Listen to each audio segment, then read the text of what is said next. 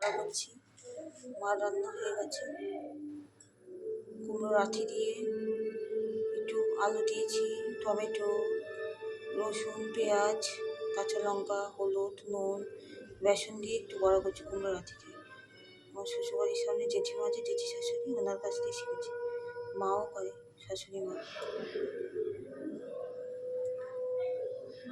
এখন বড়া করবো।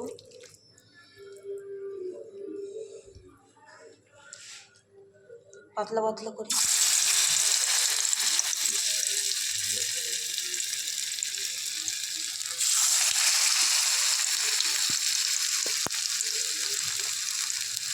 আমার বাপের বাড়ির মাছের পিস থেকে শাশুড়ি মায়ের কাছে কাছ থেকে একটু পাতলা পাতলা করে বড়া করলে একটু ভালো হয়।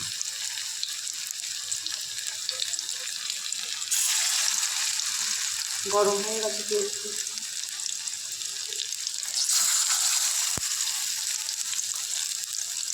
আগে জানতাম না,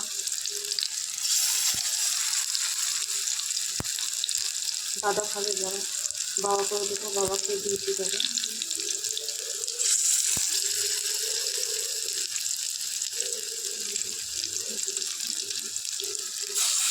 বাবার মনে অর্ধেক ভাত খাওয়াও হয়ে গেছে।